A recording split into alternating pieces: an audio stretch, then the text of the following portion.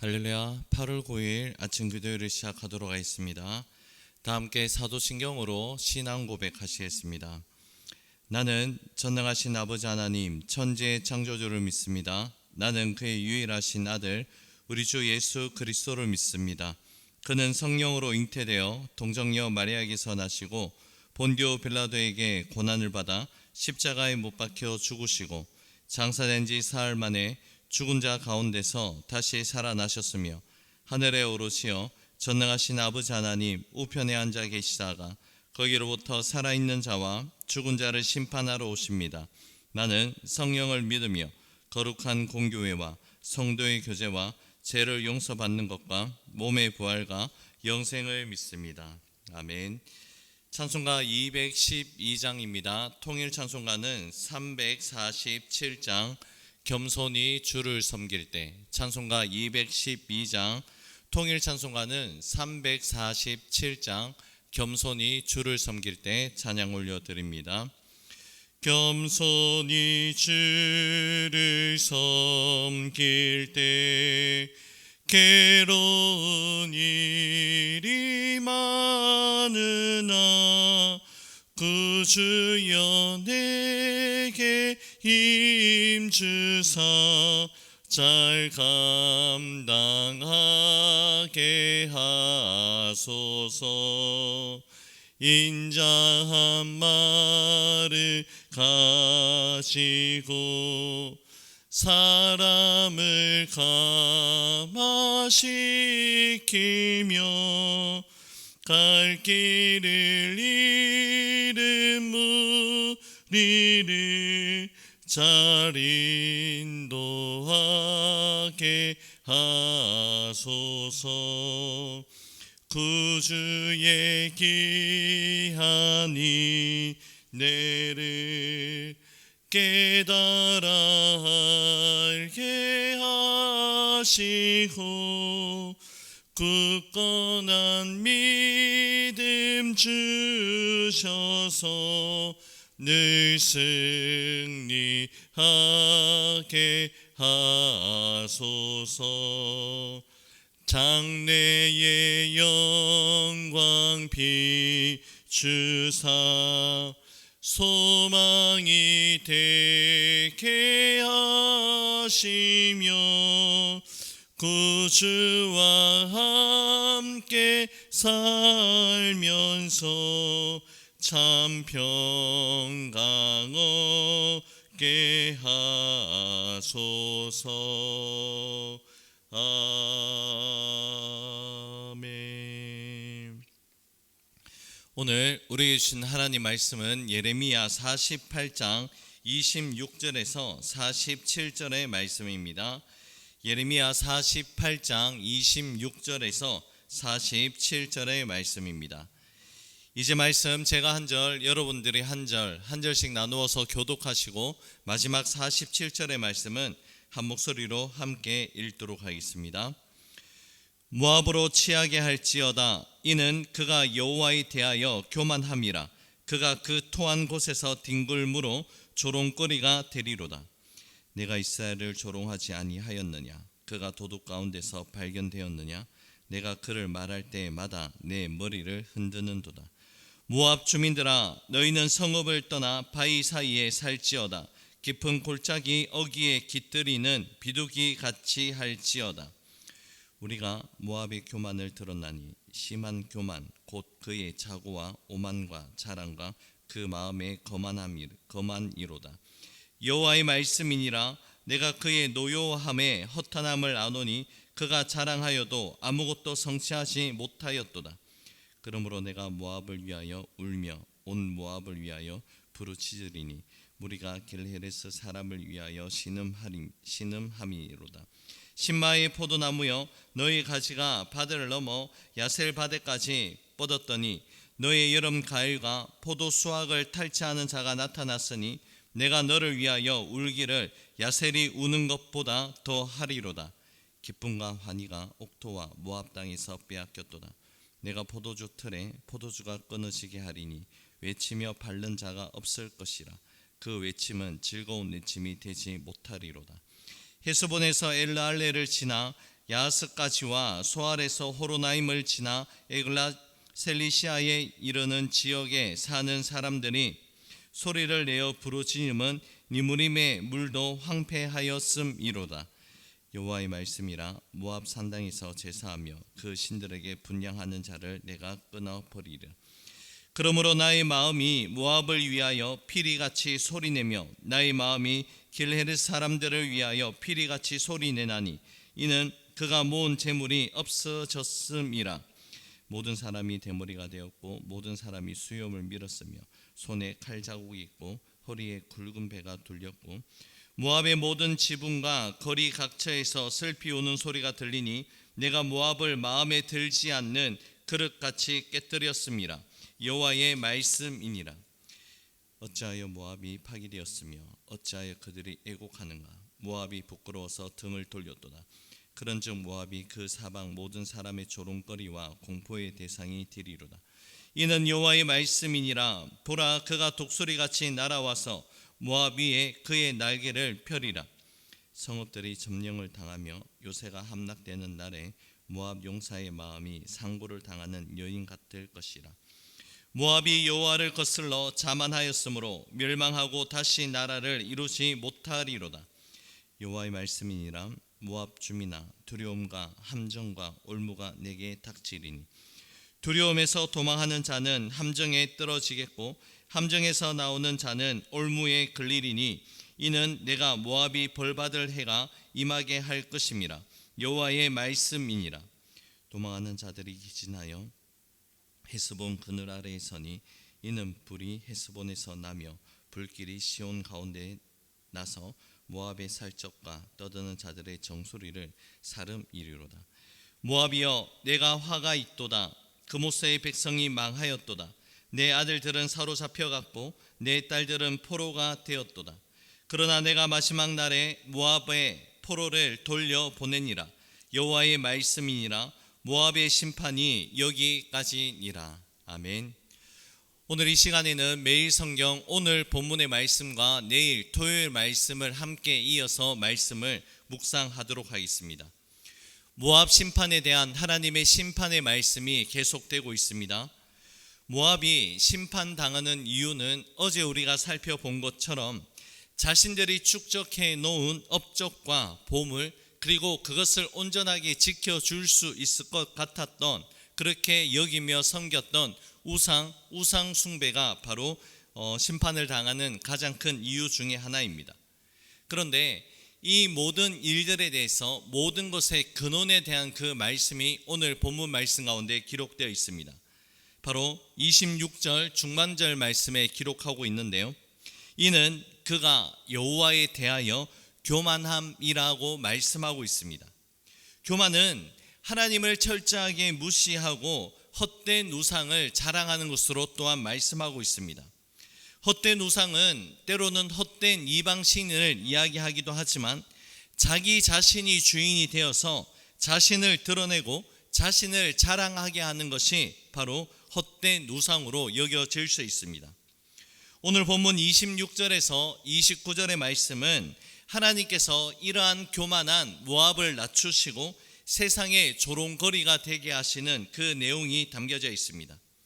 우리가 잘 알고 있는 것처럼 모압과 암몬은 아브라함의 조카 롯이 그의 딸들에게서 낳은 그렇게 생겨난 민족입니다.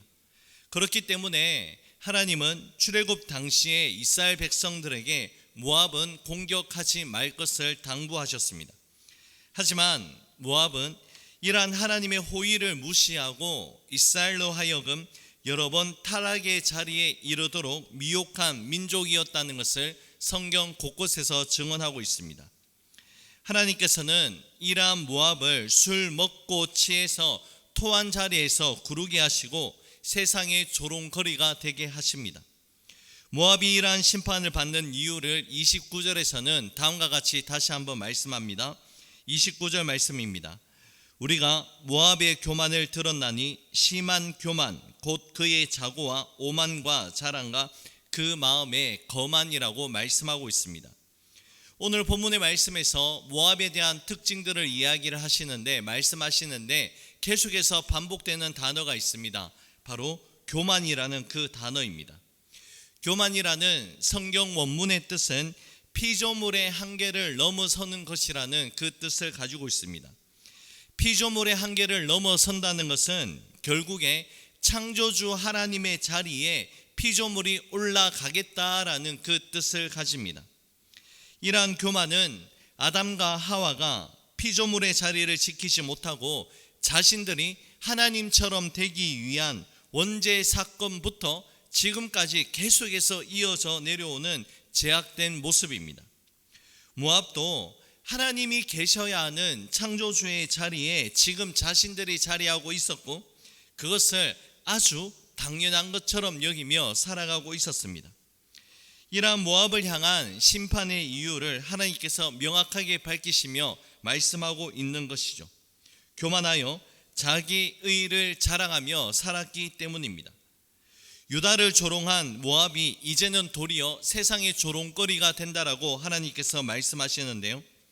마치 술 취한 사람이 정신을 잃고 자기가 토한 것 위에 쓰러져 자는 것과 같다라고 말씀하시는데 이것은 장차 모압이 바벨론에 의해 멸망당하고 그들의 형편이 처참하게 무너지게 될 것을 말씀하고 있습니다. 유다가 바벨론에서 패망하는 그 모습을 즐거워하였던 모압 또한 똑같이 멸망하고 세상의 조롱거리가 된다는 것은 바로 그들의 이러한 교만 때문이라고 말씀하는 것이죠. 하나님은 그의 백성 유다의 백성의 죄만 징계하시는 분이 아니라 모압을 포함한 열방의 불의에 대해서도 책임을 묻고 심판을 집행하시는 분이십니다. 하나님은 유다 백성 안에만 계시는 하나님이 아니라 온 열방에 하나님께서 통치를 하고 계시고 하나님의 의, 하나님의 공의를 드러내시고 그 역사하심을 펼쳐 나가시는 분이십니다. 하나님은 이스라엘 백성이든 이방 민족이든 교만한 자를 낮추시고 겸손한 자를 높여주시는 하나님이십니다.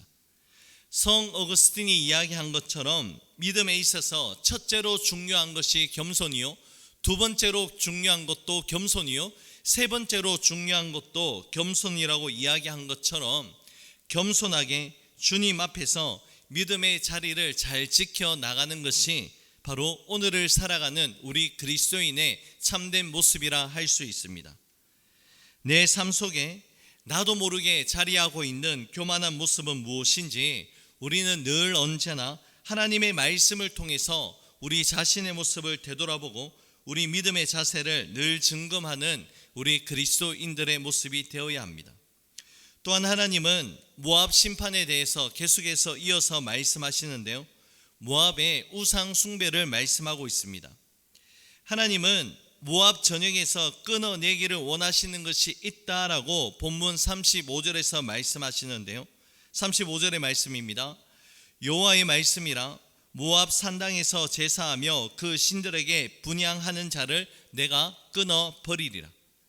모압 산당에서 제사하는 바로 그모스 신을 향한 제사인데 그모스 신에게 제사하는 자들을 끊어버리겠다라고 하나님께서 말씀하십니다. 이스라엘 백성과 모압 백성이 하나님의 심판을 피할 수 없었던 결정적인 공통 분모가 바로 우상 숭배이며 교만이라는 것을 말씀하시는 것이죠. 여러분, 교만과 우상 숭배는 별개의 문제가 아닙니다. 교만과 우상 숭배는 영적으로 봤을 때 항상 같이 가는 것이고 매우 밀접하게 연결이 되어 있습니다. 살아계신 하나님을 의지하지 않고 자기 의와 자랑에 갇혀 사는 교만한 인생들은 자기의 유익을 위해서 필연적으로 우상을 만들지 않을 수가 없다는 것이죠. 하나님은 인간의 교만과 우상 숭배의 죄를 모압의 심판을 통해서 결코 간과하시지 않겠다라고 말씀하고 계십니다. 하나님께서는 지금도 우리의 삶의 중심을 바라보시고 우리 삶의 동기가 무엇인지를 주님께서 감찰하고 계십니다. 또한 오늘 본문의 말씀을 통해서 우리가 묵상할 수 있는 하나님의 성품이 있습니다. 바로 모압을 심판하시지만 그들을 위해 마음 아파하시는 하나님의 모습입니다. 하나님은 다른 신을 섬기고 자신들의 업적과 보물을 의지하며 교만한 모압을 단호히 심판하시지만 그들을 향한 하나님의 자비하심을 거두지 아니하시겠다라고 말씀하십니다. 오늘 본문의 말씀에서 그러한 하나님의 마음을 우리는 충분히 헤아릴 수 있습니다. 하나님께서요, 모압 민족을 회복시키는 그 말씀을 본문에서 담고 있는데 36절 말씀의 시작이 나의 마음이 모압을 위하여라고 그렇게 말씀이 시작됩니다. 적들의 침략으로 황폐해진 모압을 하나님께서 이러한 모습을 두고 탄식하고 계신다라는 그러한 표현입니다. 하나님께서 공의의 성품에 따라서 모압을 철저하게 심판을 하시지만 모압의 멸망 또한 하나님께는 아픔의 제목이 되었다는 것이죠. 가슴 아파하시는 이 하나님의 마음을 오늘 본문에서는 피리처럼 슬피 운다라는 표현으로 나타내고 있습니다. 피리처럼 슬피 우시기 전까지 하나님은 공의의 성품에 기초한 그 심판을 펼쳐 나갈 수밖에 없는 그 이유에 대해서 37절 이하의 말씀에서 전하고 계십니다. 먼저 하나님은 모압을 징계하실 때에 모압이 그동안 모아두었던 모든 것들을 한순간에 다 잃어버리게 하시는 것이죠. 모압의 온 땅의 환호성들은 다 사라지게 되고 지붕과 거리 각처에 죽음을 슬피하는 바로 우는 소리가 끝이 없게 된다라고 말씀하고 계십니다. 이 모든 일들이 일어나는 것이 바벨론의 권력이 강해서도 아니고 모압의 권력이 상대적으로 약해서가 아니라 역사의 주관자 되시는 하나님께서 이 모든 일들을 이루어가고 계신 것입니다. 이 모든 것이 바로 38절 중하반절 말씀 가운데 기록되어 있는 마음에 들지 않은 그릇같이 깨뜨렸다라는 말씀 가운데 다 담겨져 있습니다. 여러분, 깨어진 그릇은 아무 곳에도 쓸 수 있는 곳이 없는 상태이고 산산조각이 나서 회복이 불가능한 상태라는 것을 나타냅니다. 자기를 자랑하고 높아진 것을 드러내는 교만한 모압 민족이 바로 그러하다는 것을 말씀하고 있죠. 하나님의 진노가 또 느껴질 수 있는 것은 적군이 독수리같이 날아와서 모압을 덮칠 때에 피할 수 있는 성읍도 없고 그들의 요새도 안전하게 그들을 지켜주지 못한다라고 말씀 가운데 담겨져 있습니다. 이러한 일을 겪게 되는 가장 큰 이유가 42절의 말씀처럼 모압이 하나님 여호와를 거슬러 자만하였기 때문이라고 분명하게 말씀하고 있습니다. 그리고 하나님께서는 모압이 피할 수 없는 심판의 대상이라고 그렇게 말씀하십니다. 하나님을 버리고 그모스 신을 섬기는 우상으로 섬긴 모압 사람들은 아무도 그 심판의 칼날을 피할 수 없다는 것을 말씀하고 있습니다. 두려움에서 도망하면 함정에 떨어지고 함정에서 나오면 올무에 걸리게 된다라고 말씀하시면서 도저히 헤어나올 수 없는 심판과 징계가 연속된다라고 말씀합니다. 그런데 여러분, 이 모든 상황을 역전시켜 주시는 하나님의 말씀이 있습니다. 47절의 말씀인데요. 그러나 내가 마지막 날에 모압의 포로를 돌려보내니라. 여호와의 말씀이니라. 모압의 심판이 여기까지니라. 하나님은 앞서 애굽에게 회복을 약속하셨듯이 모압에게도 회복의 소망을 분명히 남겨주십니다.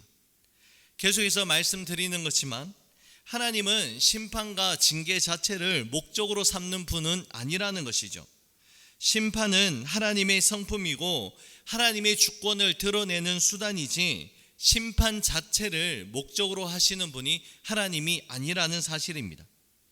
하나님은 그 어느 누구도 멸망당하는 것을 기뻐하지 않는 분이라는 것을 성경은 우리에게 분명하게 말씀하고 있다는 것이죠.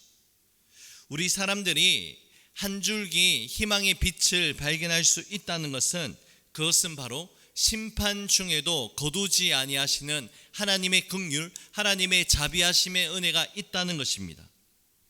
모압을 통해서 살펴볼 수 있는 우리 타락한 인간의 역사는 오만과 교만과 자기장으로 점철된 역사라고 할 수 있습니다. 하나님을 떠난 인간의 역사와 현실은 참으로 악하고 참으로 절망적이지만 그 가운데서도 회복되기를 바라시는, 살아나기를 바라시는 하나님의 눈물과 하나님의 그 마음을 기억할 수 있는 저와 여러분들 될 수 있기를 간절히 소망합니다. 진노 중이라도 긍휼을 베푸시고 찢으셨으나 도리어 싸매어 주시는 하나님의 그 마음을 기억한다면 우리는 절망 가운데서도 일어날 수 있는 이유를 하나님의 성품, 하나님의 마음에서 우리는 분명하게 발견할 수 있습니다. 이러한 하나님의 마음과 긍휼하심의 은혜를 기억하시면서 오늘 이 하루도 우리의 삶의 방향이 하나님께 더욱더 초점 맞춰질 수 있는 귀하고 복된 삶을 살아갈 수 있기를 간절히 소망합니다. 교만은 패망의 선봉입니다. 거만한 마음은 넘어짐의 앞잡이입니다. 겸손한 자와 함께하여 마음을 낮추는 것이 교만한 자와 함께하여 탈취물을 낳는 것보다 낫다는 잠언의 말씀을 기억하시면서 오늘 이 하루도 하나님 앞에서 겸손하고 또 겸손할 수 있는 저와 여러분들의 삶이 될 수 있기를 주님의 이름으로 축복합니다. 기도하겠습니다. 고맙고 감사하신 사랑의 주님, 겸손히 하나님을 예배하며 이 하루를 시작할 수 있는 은혜를 주시니 참으로 감사를 드립니다. 하나님 앞에서 교만한 모습으로, 거만한 모습으로 살아가는 것이 아니라 겸손한 마음을 품고 하나님과 겸손히 동행할 수 있는 오늘 이 하루의 삶이 될 수 있도록 은혜를 다하여 주옵소서.